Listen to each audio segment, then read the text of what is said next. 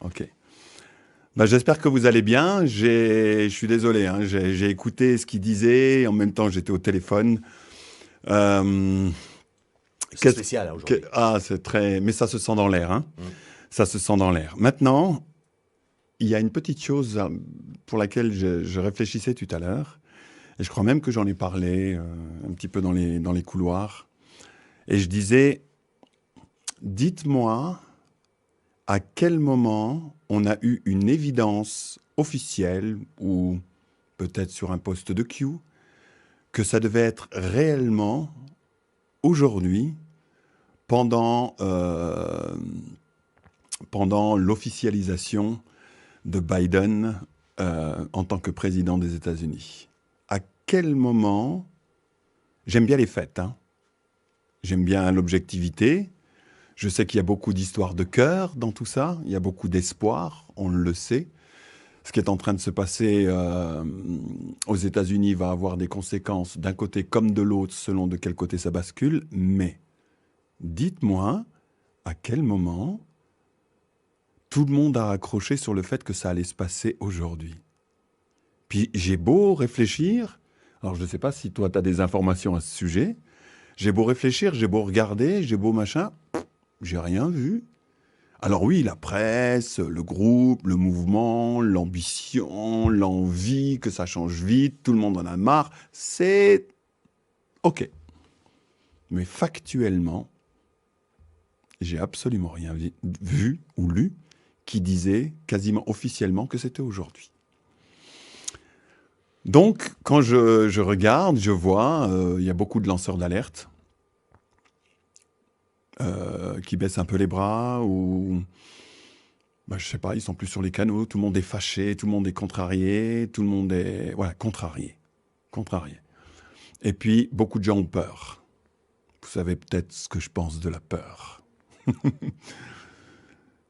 Je pense que les choses vont se passer, mais en toute honnêteté, si le reste du monde était certain que c'était vraiment aujourd'hui que les choses doivent se passer, si le reste du monde avait déjà vu le film à l'avance, alors que depuis 3 ans, le nombre de choses que la population, qui est bien évidemment les premiers concernés, le nombre de choses qui, à l'avance, étaient déjà sues de la part de la population de ce que allait faire le, le pouvoir politique aux États-Unis, Trump, toute son équipe, l'intelligence militaire, combien de fois le public s'est trompé? Un nombre incalculable de fois. Parce que si tout le monde était au courant, en face, il l'était aussi. Donc à chaque fois, on a été surpris. Il n'y a pas besoin d'aller bien loin, hein. Si je regarde dernièrement, quand j'ai regardé le courant de personnes qui étaient prêtes à aller pendre Mike Pence, et tout le monde s'est fait avoir. Pourquoi? Parce que on n'est pas dans les petits papiers. Et d'après ce que j'ai pu observer jusqu'à présent, Trump prend tout le monde, nous y compris, à contre-pied. Il l'a toujours fait depuis le début. Donc, observez, observez les mouvements de la presse, observez les lanceurs d'alerte, autant en Europe qu'aux États-Unis, observez toutes ces choses, mais observez également que les choses précises à l'heure et à la minute près, jusqu'à présent, quasiment personne n'a pu anticiper avec une clairvoyance. Le seul que je dirais qui est capable de vraiment très peu se tromper, il s'appelle Alexis Cossette. Et jusqu'à présent, si vous observez sa façon de faire, j'ai lu un de ses messages qu'il a posté tout à l'heure. Il a observé ce qui se passait. Il a mis en relation ce qui était en train de se passer dans la journée et qui ne se passait pas dans la journée. Il a mis ça en relation avec tout le pré-élection. Il a mis ça en relation avec tout ce qu'il a vu jusqu'à présent et il a décidé qu'il n'allait pas faire de web journal ce soir. Il a dit, on se parle demain. Et c'est cette faculté qu'il a à ne pas rentrer dans le émotionnel et de ce qui pourrait attendre, lui y compris, je pense. Mais je pense qu'il a effectivement cette faculté à ne pas vouloir se précipiter, à prendre du recul, à comprendre les informations qu'il a dans le moment présent et à les digérer dans son coin pour qu'ensuite il nous fasse des web journaux qui surprend tout le monde en disant, et tout le monde regarde ça en disant « Mais oui, bien sûr !» Seulement pour qu'il en arrive à cette conclusion-là, il a dû s'arrêter, se poser, réfléchir, observer, comprendre la stratégie, dans quelle direction il allait, dans quelle direction a priori ça allait. Quand il était certain d'une information jusqu'à présent, par exemple Pence, malgré tout le courant des gens qui se sont dit Pence a trahi, il n'a pas bougé d'une oreille et il est resté confiant sur ce qu'il savait. Et je pense que des fois, le fait qu'on soit tous dans l'espoir que tout cela s'arrête, que ça bascule dans notre côté, dans la direction de la vie, je pense que des fois, on a tendance à mettre ce qu'on appelle la charrue avant les bœufs et qu'on est les premiers surpris à chaque fois que les pièces de l'échiquier avancent et de la façon dans laquelle elles ont été avancées. Elles avancent toujours dans la direction souhaitée, mais jamais comme nous, on la voyait. Donc, je pense qu'aujourd'hui, c'est la même chose. Peut-être que tout à l'heure, vous allez dormir et que vous allez vous réveiller demain matin en apprenant qu'il s'est passé bam, bam, bam, bam, tu sais, des gros booms, des grosses explosions, puis merde, excusez-moi du terme, ça te ressemble pas, ça. J'ai pas fait... Si, ça me ressemble, t'inquiète pas. J'ai pas fait assez de pop-corn pour demain matin. Je sais, et je suis certain que vous savez également que la chose va se passer. Ça, c'est inévitable. C'est inévitable. Seulement, le piège dans lequel on tombe tous à chaque fois, c'est qu'on se dit que ça va se passer comme ça.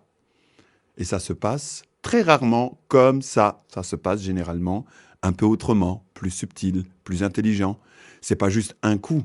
Généralement, ça a toujours des répercussions vraiment comme aux échecs. Quand Trump avance une pièce, c'est pas que ça met en danger une pièce ou deux pièces en face. Généralement, ça met en danger 4, 5, 6 pièces en face. Et à chaque fois, on découvre que nous ne sommes pas des vrais joueurs d'échecs comparés aux joueurs d'échecs qui sont là dans l'action. Je sais que ça va se passer en bien, c'est certain. Et je ne me fais pas avoir par l'illusion de « Oh, mais c'était maintenant, puis ça s'est pas passé, et puis je suis angoissé, et puis regardez, vous vous imaginez, puis là vous repensez tous au vaccin. » Oh, c'était le mot qu'il faut pas dire. Vous pensez tous à la piqûre, vous pensez tous à...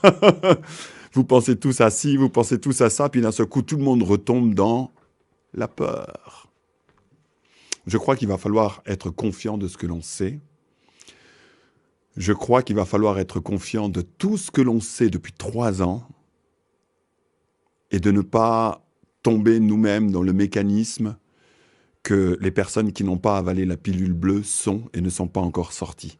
Parce que des fois, on la hume, cette pilule bleue, à travers tous les souhaits que l'on a et dans lequel on ne voit pas les choses se passer exactement comme on pensait ou les hypothèses que l'on avait sur la façon dans laquelle les choses sont censées avancer. Alors que, vous le savez, l'état profond ne tient que sur 2 pattes. Et tout ce qui a été fait à ce niveau-là jusqu'à présent a été fait par une stratégie qui a surpris tout le monde, nous y compris. Donc, restez confiants, restez dans ce que vous savez être vrai pour vous, restez dans la confiance inaliénable, indéfectible que vous avez par rapport à Trump, pour ceux qui sont vraiment des pro-Trump, ou en tout cas pro de l'homme, et que quand il a dit « il ne laissera jamais passer ça », et l'armée aux États-Unis a dit exactement la même chose avant Trump, qu'ils ne laisseront jamais passer ça, je crois qu'il faut se poser et penser avec ce que vous savez. Et je sais que vous savez que toute cette équipe là-bas ne laisseront jamais passer ça. La seule petite différence, c'est que beaucoup de gens l'ont anticipé d'une certaine façon, et que ça ne se passe pas comme vous l'avez imaginé, ou comment on l'a imaginé. Et je pense que on doit garder vivant ces certitudes, le combat dans lequel on est, la joie qui va arriver, et puis ne pas se laisser secouer par la grande illusion, cette grande illusion. Mais voilà, c'est le jeu de la vie, et si la vie n'avait pas des surprises, elle vaudrait peut-être même pas le coup d'être vécue. La vie est toujours pleine de surprises, elle est toujours pleine de rebondissements, et c'est pour ça qu'on l'aime. Et je crois que la journée d'aujourd'hui ne fait pas écart à la vie. C'est tout. Je ne sais pas ce que vous en pensez, mais moi, je n'ai pas eu une particule de doute malgré tout ce que j'ai entendu, tout ce que j'ai lu. Oh, ça se passe pas maintenant, hein, machin, et puis si, et puis les gens qui sont déçus, etc. Il y a une graine inverse qui a été plantée dans votre tête quand vous rentrez là-dedans. Restez sur vos certitudes, restez bien assis sur vos baskets, et à mon avis, allez refaire un stock de pop-corn. C'est vraiment ce que je pense. Allez refaire un stock de pop-corn, parce que si ça doit être biblique, si ça doit surprendre l'humanité à ce point-là, alors ça ne peut pas être quelque chose à laquelle tu t'attends déjà. Non? En tout cas, c'est mon humble avis. Je ne sais pas si je peux m'étendre sur le sujet, hein. Je peux revenir avec vous en parlant du même truc, par une autre facette, etc. Ce que je dis également dans mes vidéos que je fais chez moi, c'est toujours... Je reviens toujours au Joker. Et le Joker, c'est vous. Ça l'a toujours été. Donc ne tombez pas dans des pensées qui ne sont pas les vôtres. Gardez vos certitudes. Et par rapport à ce qui va se passer, soyez surpris par rapport à ce qui va se passer. Jouez-le pleinement, vivez-le pleinement, recevez-le pleinement, ressentez-le pleinement. Je veux dire, quand ça va se passer, vous allez penser à cette journée en disant « Mais tu te rends compte, on était là en bas, puis après on a fait « Waouh !» Bah oui, c'est la vie. La vie, elle est comme ça, elle est pleine de surprises, etc. Et voilà, j'essaye de vous redonner un peu de confiance, j'essaye de vous donner, comme d'habitude, un peu de certitude. Et voilà, de toute façon... il n'y a pas d'autre alternative que celle-là. Ne laissez pas pénétrer le doute, même pas une fraction de seconde, dans vos têtes, dans votre sentiment, dans votre imagination. Si votre imagination vous propose un truc que vous ne voulez pas, regardez ce que votre imagination vous propose et jetez-les jusqu'à l'autre bout de l'univers. Ça n'a rien à faire là. Vous voyez l'idée?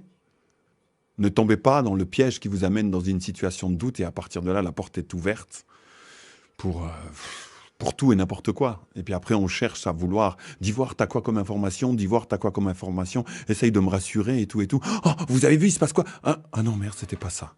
Et puis là, ah non, c'était pas ça.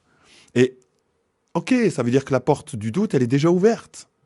À un moment donné, fais le ménage. Retrouve toute cette joie depuis des mois où tout le monde sait, du moins, tout le groupe qui est là, tous les lanceurs d'alerte qui sont là, tout cet espoir humain qui est là, qui brille à chaque fois que vous y pensez, qui vous donne la banane jusque-là à l'idée que vous êtes éveillé. Pourquoi vous allez vous éteindre juste maintenant? Pourquoi vous allez accepter les concepts ou les idées de la perte qui a été entretenu par l'état profond depuis des années et depuis des siècles. Nous ne sommes pas en ce moment en train d'être là et en train de nous dire depuis des mois et des mois, puis d'essayer de convaincre ou de véhiculer à d'autres sur le fait qu'ils doivent garder confiance en l'humanité.